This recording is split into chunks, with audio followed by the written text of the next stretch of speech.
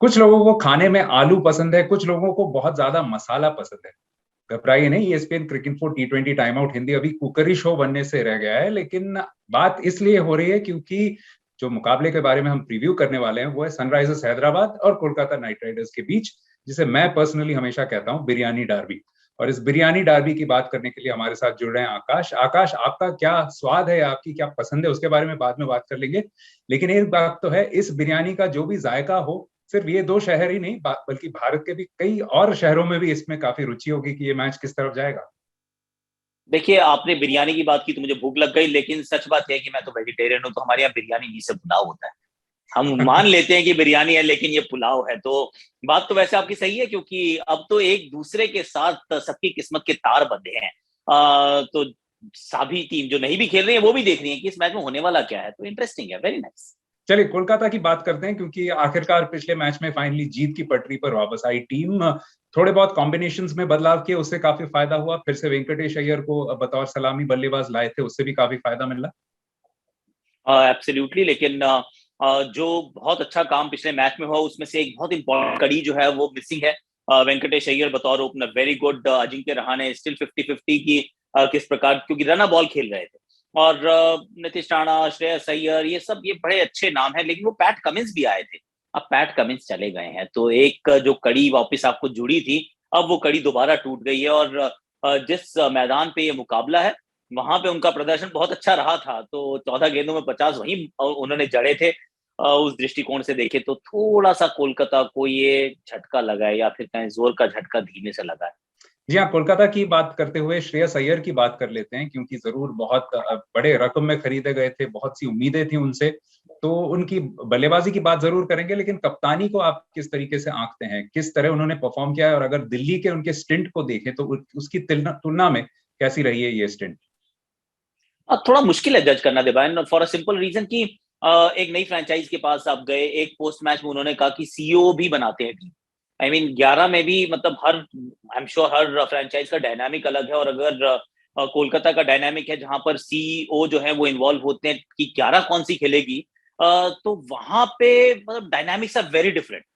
तो उसमें कितनी आपकी से है, कितनी नहीं है, हमने उनको बाहर आते हुए देखा था। और मैकलम के साथ लड़ाई करते देखा था कि क्या बैटिंग ऑर्डर भेजा आपने यूजी चहल को, आप इतने उनसे डरे हुए हैं कि आप बल्लेबाजी ठीक नहीं भेज रहे हैं, जबकि वो अंदर बैटिंग कर रहे थे खुद।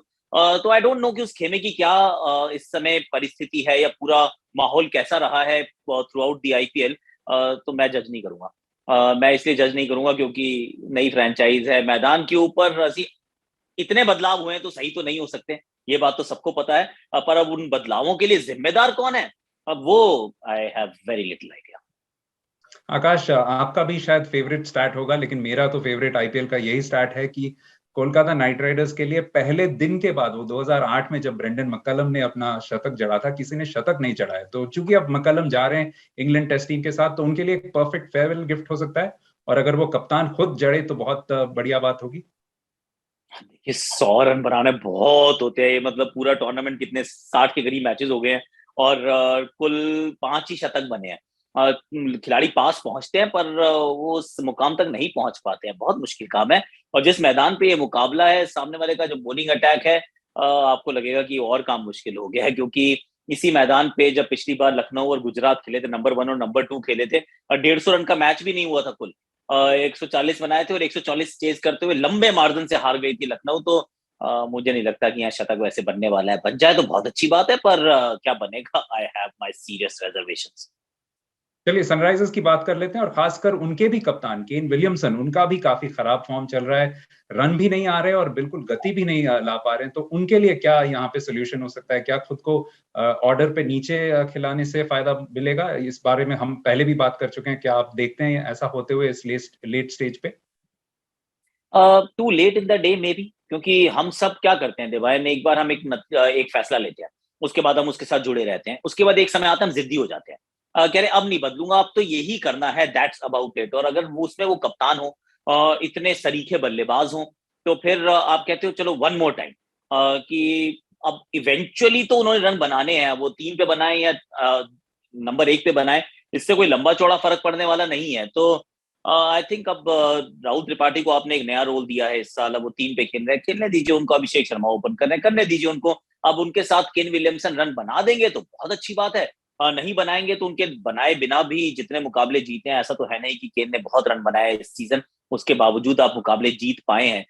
तो मैं तो कहूंगा आप टिके रहिए, जब इतनी दूर आ गए तो फिर थोड़ी देर और हाथ थामे रखिए, अभी क्यों छोड़ रहे हो।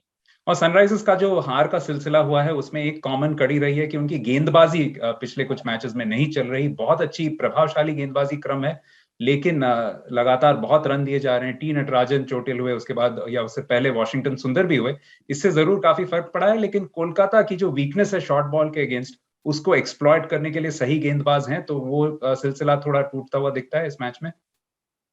देखिए हैदराबाद चाहेगी, क्योंकि जब आप लगातार कई सारे मुकाबले जीत जाते हैं, उसके बाद आप लूजिंग रन पे आते हैं, कहीं ना कहीं वो लूजिंग रन खत्म होना चाहिए, और वो लगातार जीत का सिलसिला भी टूटता है। तो उस दृष्टिकोण से देखें तो हैदराबाद विल बैक देमसेल्व्स।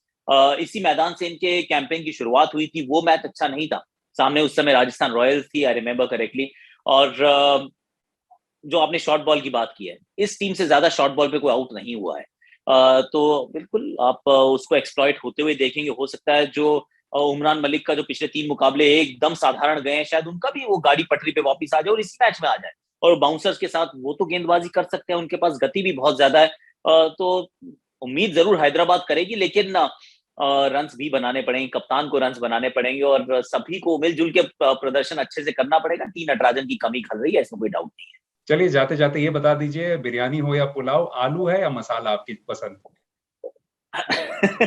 देखिए आलू ना मुझे ज्यादा पसंद है नहीं personally, I mean I am a very strange vegetarian जिसको आलू ज्यादा पसंद नहीं है।